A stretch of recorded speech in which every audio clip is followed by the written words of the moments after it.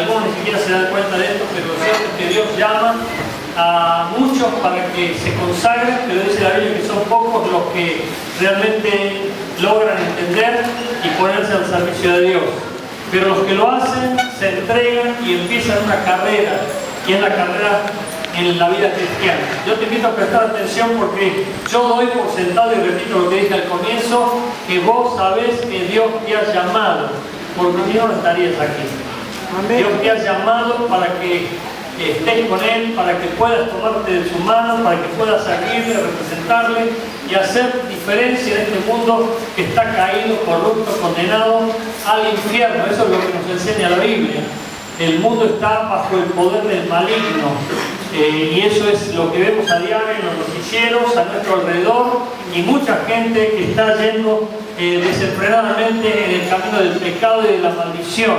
Pero el pueblo de Cristo recibe el llamado a Dios, sale de ese camino de perdición y empieza una carrera nueva, una carrera distinta de la mano de Dios. Por eso vamos a ver este tema muy específico, porque Dios te llamó y ese es el primer punto de partida, es el punto inicial. A partir de allí comienza una carrera. Yo te invito a entrar en este proceso que es justamente para el ministerio. La palabra ministerio significa servir, servicio. No te asustes, es un servicio específico delegado por Dios, asignado por Dios para aquellos que lo aman.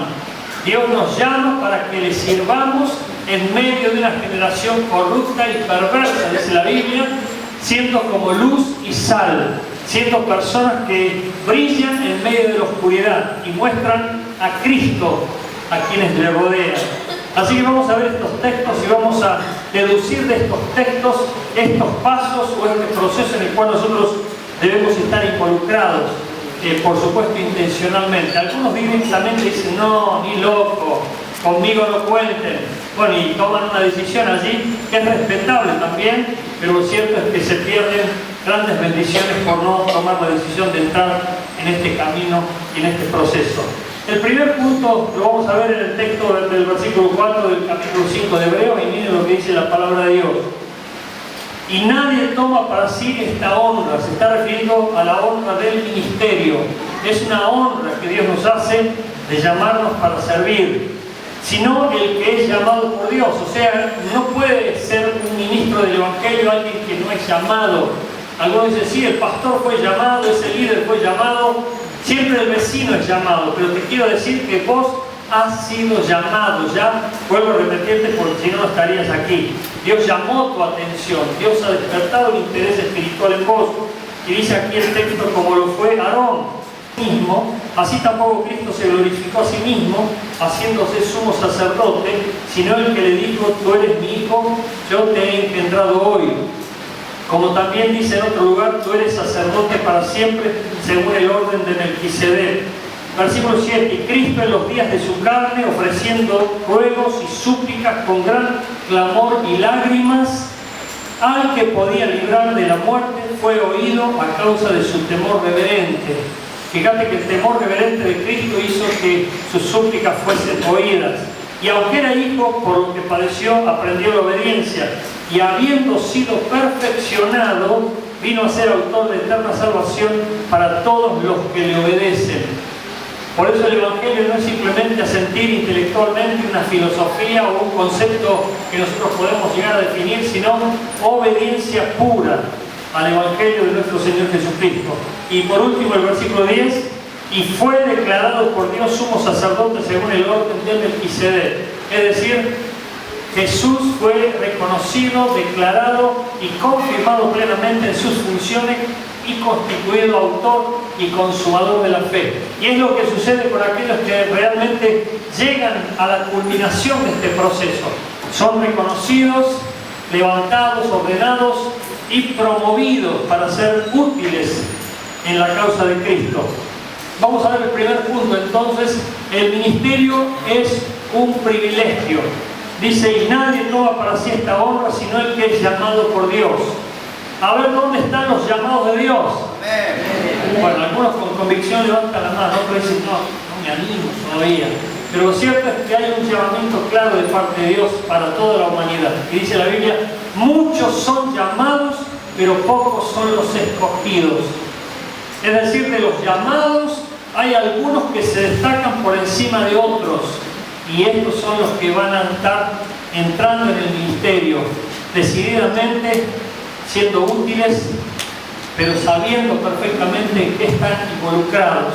Pero ustedes saben, hay dos clases de ministros: los que honran el ministerio y los que deshonran el ministerio. Los que honran el ministerio hacen quedar bien en alto a Cristo, reconocen a Cristo y lo proyectan para que sea reconocido ante todos. Pero los que deshonran el ministerio hacen quedar muy mal a Cristo y al Evangelio. Y yo creo que muchos de los que están aquí han sido desilusionados por personas que decían ser ministros de Jesucristo y deshonraron el ministerio. Dice la Biblia que no todo aquel que me dice Señor, Señor, entrará al cielo. Y muchos dicen Señor, Señor, pero lo que menos hacen es mostrar a Dios. También dice Isaías capítulo 29, versículo 13, este pueblo de labios me honra, pero su corazón está lejos de mí. Hay gente que de labios es creyente.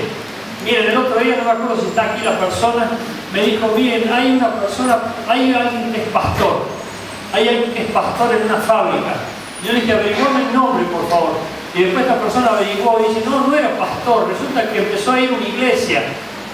Pero vos sabés que a la gente de afuera, no la de adentro, la de afuera, que no conoce la Biblia, no conoce o no estudia la Biblia o no tiene dominio de la Biblia, a cualquiera que se sabe un texto bíblico de memoria enseguida lo llama pastor. Bueno, a este joven le llamaban pastor y era un creyente recién iniciado, había empezado a venir a una iglesia, no a esta, y ya le llamaban pastor, pero se portaba mal. Dice, no creo que sea pastor porque está haciendo cada cosa. Y me cuentan, y esta persona contaba de la fama de este joven, al cual llamaban pastor, pero que en realidad no lo era. ¿Qué quiero decirte con esto? Que hay gente que puede hablar muy bien del Evangelio, pero su vida no muestra el Evangelio. Hay gente que no muestra a Cristo. Y este es un asunto que deshonra el Evangelio. Pero hay una promesa para los que honran a Dios. Está en 1 Samuel capítulo 2, versículo 30. Toma nota, por favor. No hice tiempo para poner estos textos, pero son muy instructivos. 1 Samuel capítulo 2, versículo 30 dice la palabra. Escuchad. Dios honra a quienes lo honran. Si vos honrás a Dios, vas a ser honrado por Él. Esto, en otras palabras, significa que si vos pones en primer lugar a Dios, Dios te va a poner en primer lugar a vos. Si vos tenés una prioridad clara sobre tu vida y es Dios, no hay duda que tu vida va a tener paz, gozo, armonía y vas a disfrutar de plenitud. Y para que puedas experimentar esto, tenés que poner en primer lugar a Dios. Dice, buscar primeramente el reino de Dios y su justicia, y todas las demás cosas os serán añadidas. Y esto tiene que ver con poner en primer lugar a Dios. Esto tiene que ver con honrar a Dios. El ministerio es un privilegio. Nosotros nos sentimos honrados por Dios. No porque merezcamos tal distinción, sino porque Dios nos ha honrado poniéndonos en el ministerio. Uno se siente inútil, vano, insuficiente, impotente y todo lo que quieras poner de adjetivo, pero tenemos que reconocer que gracias a Dios somos lo que somos y es por su pura misericordia que podemos hacer algo, porque hacemos lo que Él permite, tanto el querer como el hacer. ¿Cuántos están entendiendo esto? Oro para que me haga entender, oro para que puedas entender. Pero es un privilegio inmerecido ser ministro de Jesucristo. Y vos dirás, el ser ministro es para el pastor, es para un líder. No, es para todos. El ministerio es el servicio. Vos tenés que sentirte un servidor de Cristo. Heme aquí, Señor, en lo que pueda ser útil, en lo que yo pueda servir, contá conmigo. Y Dios te va a empezar a usar. ¿Sabes qué privilegio inmerecido es ser usado por Dios? Dios te va a empezar a usar para salvar almas, para liberar almas. Esa es nuestra tarea fundamental. Rescatar a la humanidad perdida, yendo de camino al infierno, para que pase al camino de la luz y llegue al cielo. ¿Amén? Amén. Por eso es un privilegio. Nadie tendría que jactarse, nadie tendría que felicitarse a sí mismo por serlo, sino reconocer a Dios y darle la gloria a Dios porque Él lo quiso. Sin la voluntad de Dios nada podemos hacer. Una persona me dijo: pastor, yo sé hacer esto y aquello. Escuchá, por favor, es muy bueno que lo sepas hacer, pero no es tanto lo que nosotros hacemos, es lo que Dios hace a través nuestro. Por eso hay gente que dice: yo fui capacitado, tomé cursos, hice seminarios. No es por nuestra competencia, nuestra capacidad, porque es Dios quien nos capacita. Por eso una persona simple, sencilla, humilde, que se rinde ante los pies de Dios y le dice: Señor, usame, quiero ser útil. Enseguida Dios la levanta, le da gracia, le da sabiduría, le da poder, le da bendición, y lo usa como lo usó el apóstol Pedro, que era un simple hombre del vulgo, y sin embargo impactó a 3.000 personas con su mensaje, y muchos ese día fueron añadidos a la iglesia. Por eso, si te pones en las manos de Dios, es un privilegio que Dios te deje servirlo, que Dios te deje representarlo, que Dios te deje ser su embajador. Yo te cuento y paso lo digo de nuevo, porque hay gente nueva, pero cuando Dios me empezó a usar a mí, cuando me empezaron a invitar a predicar, por ejemplo, la primera vez que me invitaron a una iglesia en Córdoba, yo tenía mucho temor, y me acuerdo que me paraba delante del espejo y me miraba y decía: ¿de dónde saliste vos? Hablando de Dios. Ni lo creía, no lo podía creer. ¿De qué te la tirás vos? Yo mismo me decía a mí mismo, porque ni lo podía creer hasta el día de hoy. Solo que ahora me veo más viejo cuando me veo al espejo. Pero sigo diciendo lo mismo, porque es un privilegio inmerecido que tengo de parte de Dios, de poder hablarles a todos ustedes, preciosos hermanos y hermanas en Cristo. Por eso yo le agradezco muchísimo a Dios este privilegio que me dio, y no lo merezco, pero es su misericordia y su amor lo que permitieron esto. Así que te invito a reconocer el privilegio que Dios puede darte, de usarte y de ser en sus manos un instrumento fiel. El ministerio es solo para llamados, dice el versículo 5. Así tampoco Cristo se glorificó a sí mismo, haciéndose sumo sacerdote, sino el que le dijo: tú eres mi hijo, yo te he engendrado hoy. Los llamados son los que entran en el ministerio. Los que saben que Dios los ha llamado son los que saben que cada cosa que van a hacer ya tiene una repercusión, tiene un impacto en el mundo espiritual. Dios te llamó tu atención, estás atento aquí, prestando atención, y vos decís: bueno, algo quiere Dios de mi vida. Y el mensaje que estás recibiendo domingo tras domingo te hace crecer en el conocimiento de Dios. Y todos los días vas recibiendo un pucho de su gracia, algo de su gracia que te hace engordar espiritualmente o fortalecerte espiritualmente. Ahora, si salís de aquí tal cual como entraste, es porque tu mente estuvo dura, tu corazón estuvo duro, y hasta podríamos decirlo entenebrecido, y no has escuchado el llamamiento de Dios, ni le prestaste atención a lo que Él quiere de tu vida. Dios está queriendo algo de vos, y quiero decirte que hay un círculo a tu alrededor de influencia donde Dios te va a usar como ejemplo. ¿Por qué? Porque te llamó, te está involucrando en su plan redentor, en su plan salvífico para este mundo. Por eso nadie se autotitula: a partir de hoy yo soy un llamado de Dios. Es cierto, Dios te llama, pero comienza a darse ese llamamiento paulatinamente, donde vos vas dándote cuenta que algo pasa con vos. Ya no sos el mismo, ya ahora estás queriendo purificar tu vida, estás queriendo mejorar tu vida y ser cada vez mejor, y vas a ver de qué manera más adelante. Pero sigamos. En tercer lugar, el ministerio es para siempre. El ministerio al cual Dios nos llama es para siempre. Dice, como también dice en otro lugar: tú eres sacerdote para siempre, según el orden de Melquisedec. Este es un linaje específico de sacerdocio, un sacerdocio que es para la eternidad. Y qué lindo es pensar que Dios nos quiere para siempre. No es que nos quiere por un momento, y que nosotros vamos a servirlo para siempre, no por un momento. ¿Y por qué digo esto? Porque seguramente aquí debe haber algunos que son como yo era.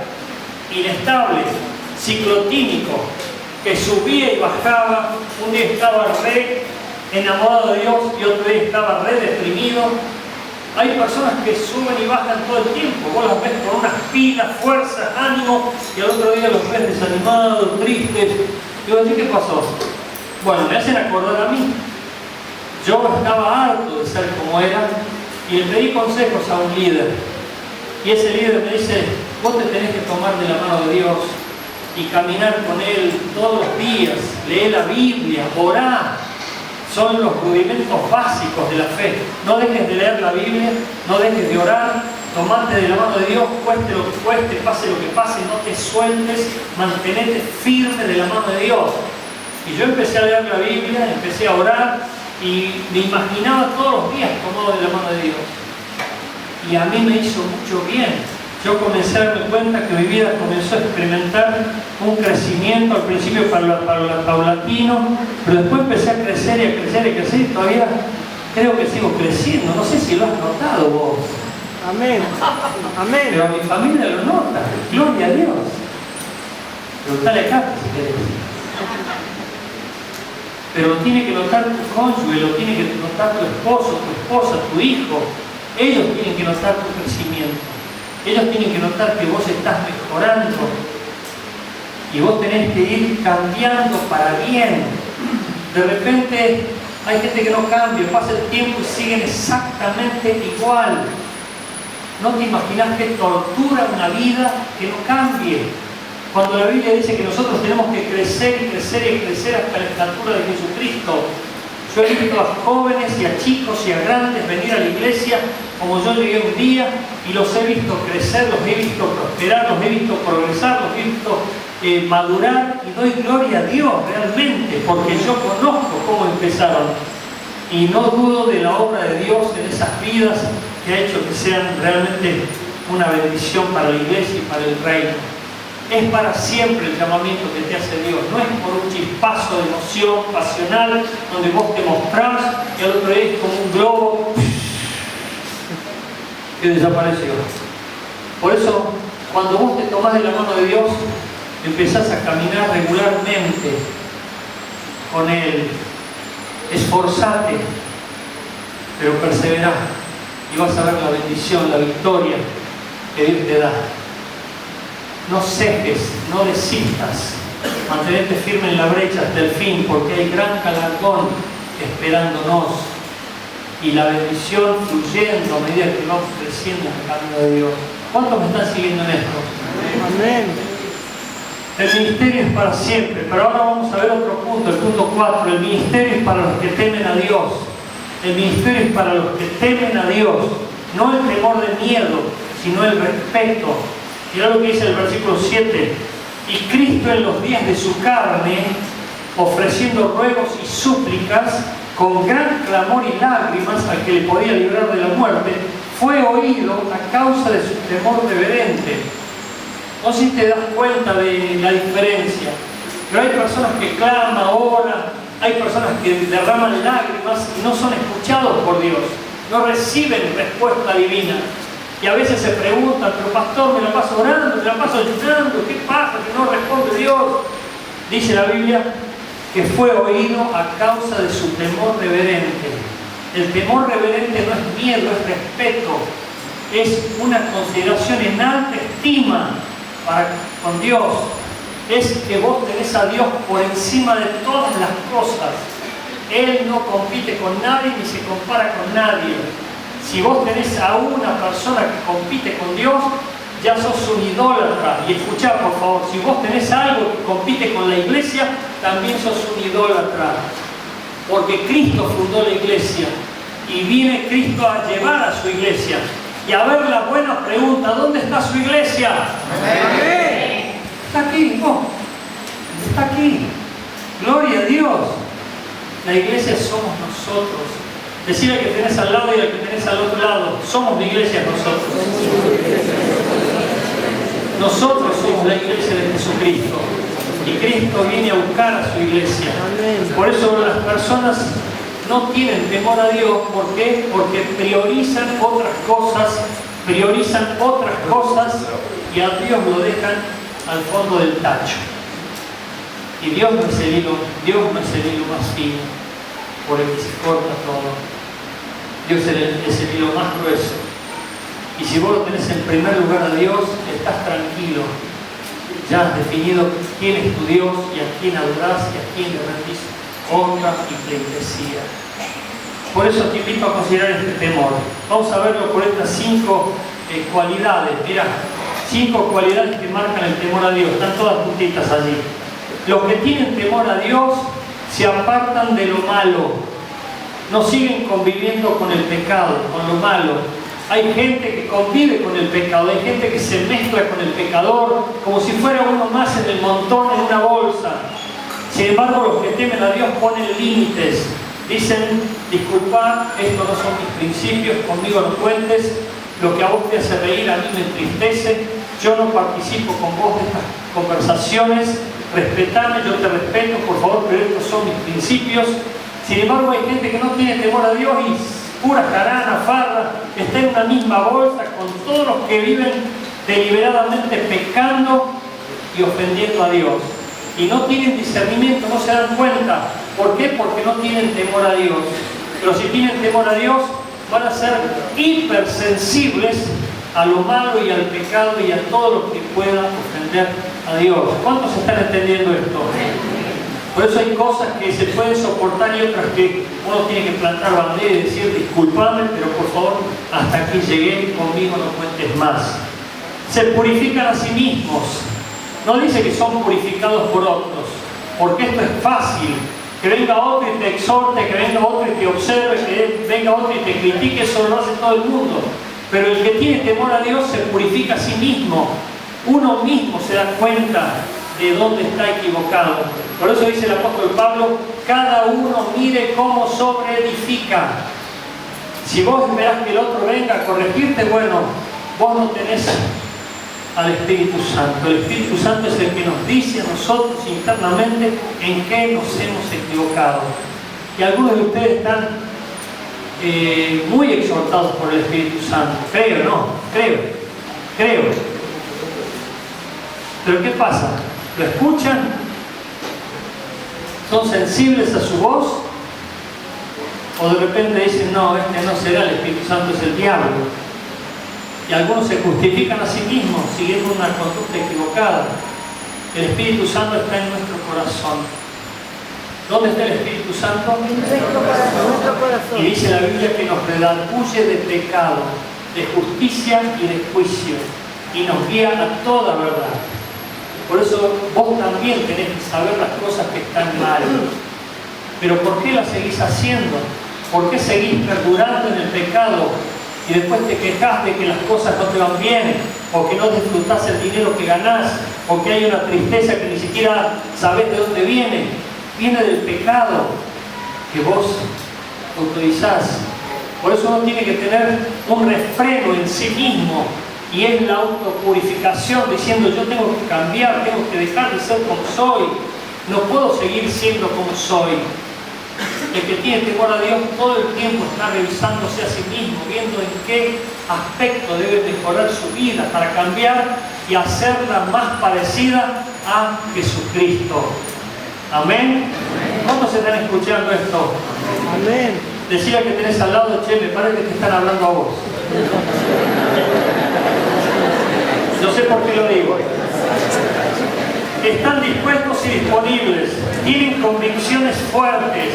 Dentro de poco vamos a pasar una película que te puedo asegurar, a Katy la hizo llorar, a mí más o menos, pero me estrujó el corazón realmente en un momento. Va a ser un peliculón, como diríamos en Córdoba, donde habla de un joven con convicciones fuertes, firmes, bien determinantes en cuanto a la fe que profesa. Y yo quisiera ver esa clase de jóvenes aquí y adultos también, porque a veces vemos jóvenes y adultos que van de aquí para allá, acomodándose a las circunstancias y no muestran a Cristo en sus vidas. Y por último, en este punto, son diferentes del resto, no como bichos raros, ni como sectarios, sino como personas que han decidido levantar bien alto la bandera de Cristo. Y la gente dice, son diferentes, son diferentes. Yo quiero ser como ellos. Son diferentes porque Cristo es quien los hace diferentes. Quinto, para los obedientes. Dice el versículo 8, y aunque era hijo, por lo que padeció, aprendió la obediencia. Aprendió la obediencia. Ustedes saben que la obediencia es el camino más corto, la desobediencia es el camino más largo. El diablo fue el primer desobediente y el que puso la semillita de rebeldía y de desobediencia en la humanidad. Y dice la Biblia que hoy el mundo está en un camino de desobediencia. Efesios capítulo 2, versículo 1 y 2. Buscando hacer las cosas del que les sugiere desobedecer a Dios, quien fue Satanás. Y el desobediente, el rebelde, que quiere seguir desobedeciendo y el que quiere seguir rebelándose contra la autoridad, tiene convocatoria de demonios sobre su propia vida.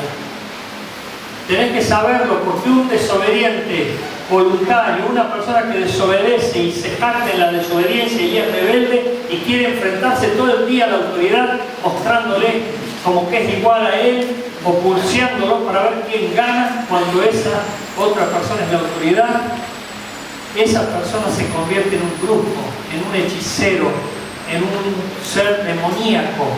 ¿Por qué? Porque se iguala con Satanás por su rebelión. Por eso nosotros tenemos que ser obedientes a Dios. Someteos a Dios y el diablo huirá de vosotros. Si nosotros obedecemos a Dios, la bendición de Dios va a fluir. La bendición de Dios va a fluir.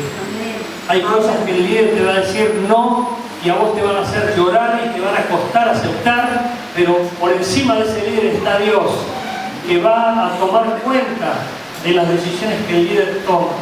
Pero cuando vos te enfrentás a la autoridad, te estás enfrentando a Dios mismo. Cuando vos te enfrentás a la autoridad, te estás enfrentando a Dios mismo. El otro día me contó un pastor de esta iglesia que confrontó a una persona que se jactaba de ser rebelde y que por ahí decía que de vez en cuando obedecía a la autoridad en su fábrica. Y él le decía, mira, si vos no podés obedecer a quien ves, ¿cómo te voy a creer que obedeces a quien no ves? Porque toda persona que desobedece a la autoridad que puede ver, mucho menos podemos creer que obedece a la autoridad que no ve, que es Dios. ¿Cuántos me siguieron o se perdieron? Amén. Pero el asunto de la autoridad es un asunto fundamental en el ministerio y en la vida cristiana. Y el ministerio es justamente para los obedientes, como Cristo obedeció y aún a la muerte y muerte de cruz.